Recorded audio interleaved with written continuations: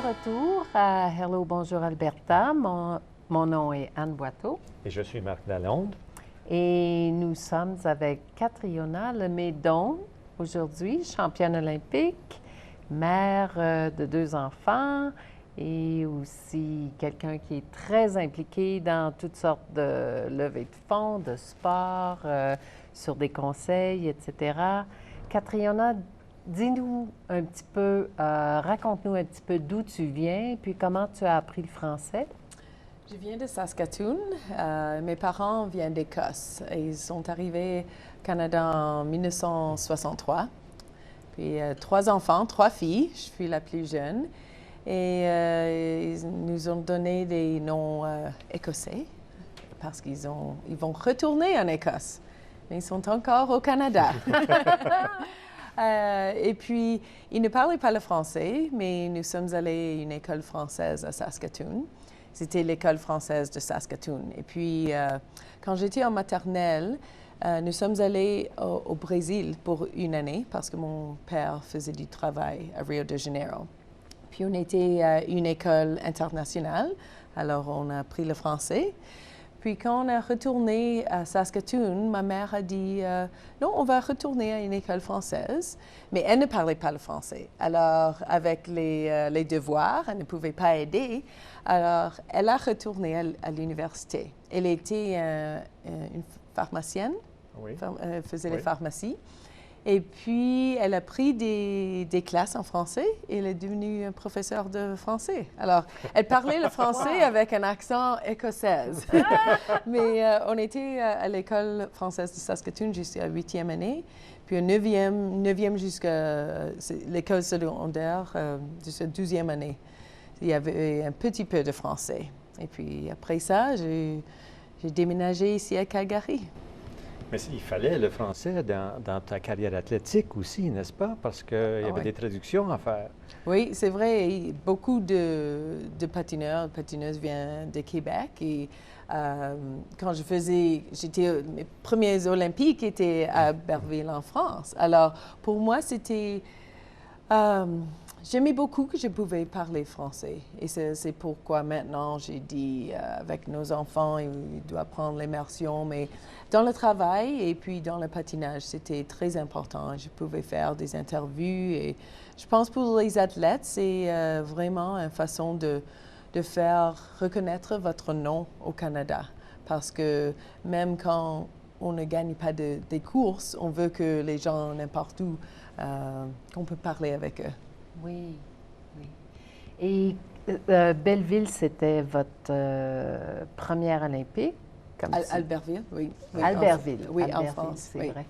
Et est-ce que vous êtes resté un petit peu en France pour découvrir la France après les Olympiques? Malheureusement, quand les Olympiques sont toujours en février, les Olympiques d'hiver, et puis la semaine avant, on a une Coupe du Monde, et puis la semaine après, on a une Coupe du Monde et des championnats. Alors, pour nous, on voyage beaucoup. C'était peut-être 8 semaines en Europe, mais il y a toujours des entraîneurs qui viennent de Québec et les patineurs qui viennent de Québec. Et des fois, c'est le fun de faire quelque chose avec les patineurs qui ne comprennent pas le français. C'est beaucoup de temps tout ensemble sur une équipe. Oui, c'est bien. Et les enfants, maintenant, tu nous disais qu'ils sont en immersion? Oui, oui. Ma fille Greta est en 6e année et mon fils Easton, 3e année, école Banff Trail. Alors, j'ai dit à mon mari, il ne parle pas le français et il veut toujours apprendre le français. Il a essayé, mais je pense que quand tu es plus âgé, c'est très difficile d'apprendre. Oui, c'est une langue. Oui. Alors, j'ai dit que l'immersion, c'était... c'est quoi? Mandatory. On devait aller... Obligatoire. Obligatoire à une école française. Et puis, ma sœur, les enfants de ma sœur vont là aussi. C'est une belle école, c'est une petite école. Et ils vont aller à Brampton. Et puis, on peut avoir le français jusqu'à 12e année. Pour moi, c'est très important. Oui. Et il y a des personnes ici à Calgary, ils ont dit non, Il y a beaucoup d'autres langues que tu peux apprendre et beaucoup d'autres écoles, mais je pense pour le travail et pour le sport, c'est très important. Si tu veux travailler pour une association de sport, tu dois avoir français et anglais. Et je veux, comme on dit, ouvrir les portes pour eux. S'ils l'utilisent, c'est bien. S'ils ne l'utilisent pas, c'est correct. Et ils jouent des sports, vos enfants? Oui, ma fille fait le ringuette pendant 6 ans. J'ai fait le ringuette avant que je faisais le patinage de vitesse à Saskatoon. Et le ringuette, c'est un très bon sport pour les équipes, mais pour les filles. Et il dit toujours que c'est la plus vite jeu sur la glace. Et ça vraiment développe le patinage. Alors, j'ai dit beaucoup de jours de hockey. Le ringuette m'a aidé. Alors, je pense que la ringuette est très bon pour Greta. Et mon fils, il aime le hockey. Pendant le printemps et l'été, on fait beaucoup d'autres activités, le soccer, l'athlétisme, n'importe quoi. Mais c'est vraiment le ringuette et le hockey pendant l'hiver. Mais pas encore de patin de vitesse ou ils sont trop jeunes? Ma petite fille, elle a essayé le patinage de vitesse. Elle était très bonne. Très bonne. Elle a dit, non, maman, tu dis ça seulement parce que tu voudrais que parce que je suis ta fille. Alors, ça, c'est pourquoi tu dis ça. J'ai dit, non, tu es très bonne, mais je lui laisse la décision à elle. C'est pas ma décision, c'est la décision de Greta. C'est ça. Mais pour tes enfants, c'est différent que pour toi, parce que tes enfants ont des parents qui sont sportifs. Ton mari est aussi sportif. Oui, il faisait le hockey et puis le rodeo. Alors, très différent pour mes parents. Ils viennent d'Écosse. Ils ne savaient pas c'était quoi le rodeo. Mais il travaillait à l'anneau pendant 17 ans. Il faisait la glace. Alors, je dis, j'avais beaucoup de temps à l'anneau parce que mon mari était là aussi. Oui, je ne pouvais pas rencontrer d'autres hommes. Alors, seulement quelqu'un là. Mais maintenant, il est un pompier avec la ville de Calgary. Et puis, dans l'été, il fait encore du rodeo. C'est steer wrestling. Alors, c'est un événement qui est très technique. Il y a beaucoup de techniques, alors on peut être un peu plus âgé. On ne casse pas des jambes. Et pas de danger du tout. Non. Non, c'est plus de technique que tout le monde pense. Oui. Hein? Oui. Ah, très intéressant. Formidable.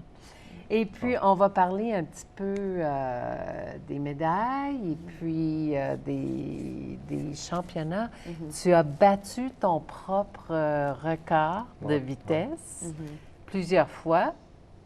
Oui. Je suis... c'est têtu? Stubborn? Oui, têtu. Oui, je suis très têtue. Je suis une fille écossaise de la Saskatchewan. Mais quand je patinais, c'était un but pour moi pour gagner une médaille. Je pense que quand tu fais le sport olympique, c'est vraiment un but pour tout le monde. Tu veux gagner une médaille. Mais pour moi, même quand j'ai gagné la médaille olympique, la première aux 500 mètres à Nagano en 98, c'était pas une course parfaite. Et ça n'existe pas, mais on veut toujours être meilleur. Alors, une chose qui était très difficile, c'était même quand j'ai battu les records, c'était... je voulais encore être meilleure. Alors, c'est très difficile d'être comme ça, mais il y a beaucoup d'athlètes qui sont comme ça, qui ne sont jamais satisfaits. Oh, jamais. Alors, je pense que quand j'ai fait la retraite, c'était « Ah, enfin! » Mais c'était après que j'ai gagné la première médaille d'or. Et j'étais aussi contente de gagner la médaille de bronze dans le 1000 mètres. Mais c'était vraiment, pour moi, je voulais faire ce que n'importe Canadien ou Canadienne a fait, c'était de gagner une deuxième médaille d'or. Alors pour moi, quand j'ai gagné la deuxième médaille, je pouvais dire, OK, maintenant je peux... J'ai quelque chose qui est à moi seul. Oui, c'est vrai. J'étais la première à faire. Alors, c'était vraiment quelque chose que j'ai accompli, peut-être un peu plus que les médailles. C'est difficile à expliquer. Je ne sais pas même si je comprends, mais je pense que ça, c'est comment j'ai senti à ce moment-là. Et puis maintenant, tu aides d'autres athlètes. Oui, je fais beaucoup sur les conseils avec les Jeux du Canada, avec les Olympiques spéciaux, à l'anneau ici à Calgary. On fait des choses où on fait un fundraiser. Levée de fonds. Oui, et pour vraiment aider les athlètes.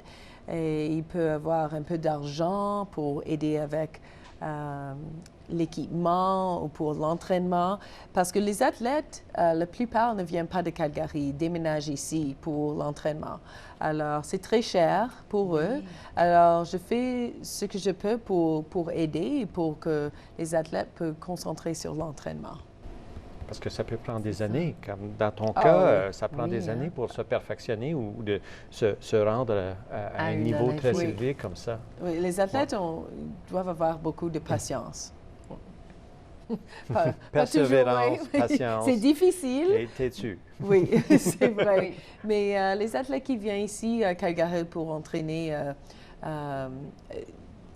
Winsport ou l'anneau Canmore, ils sont ici pour entraîner pour une dizaine d'années, la plupart. J'étais ici pour 17 années sur l'équipe nationale, alors ça prend beaucoup de temps. Et tu J'allais juste une petite chose aussi, une grande chose, c'est que le Canada t'a reconnu en te desservant l'Ordre du Canada aussi. Oui, en 2005, c'était la première cérémonie pour Michaël Jean. Et c'était quelque chose de très spécial parce que c'était pour ce que j'ai fait au sport, mais aussi à ce moment, c'était ce que j'ai fait pour le sport et pour les Canadiens. Alors, c'était quelque chose qui était très spécial pour moi. Mais à part de tout ça, on te voit encore à la télévision. Oui. Parce que tu aides avec les Olympiques, surtout en patinage de vitesse, mais aussi à faire des discours en public. Comment tu trouves ça? C'est le fun. C'est beaucoup de stress, mais j'aime que je peux parler de mon histoire et c'était pas facile. Mes deuxièmes Olympiques à Lillehammer, j'ai tombé, j'étais classement 5e au monde. Alors, pour parler aux Canadiens, aux Canadiennes de mon histoire et de vraiment prendre 17 ans et d'être... je gagne, OK, je gagne pas, j'ai tombé et tout ça. J'aime beaucoup et je peux dire les histoires des athlètes qui vont être 2018 quand je fais le patinage de vitesse sur les télévisions. Alors, c'est le fun. Mes enfants aiment que je suis des fois sur la télévision. Oh, voilà maman! OK, c'est Le vrai. message que tu veux laisser, c'est qu'il faut persévérer toujours dans tout ce qu'on fait. Ah oui, oui. Un gros merci, Catriona Lemay-Doane, Oui, d'être merci. avec nous ce soir. Merci à nos bénévoles et à la prochaine.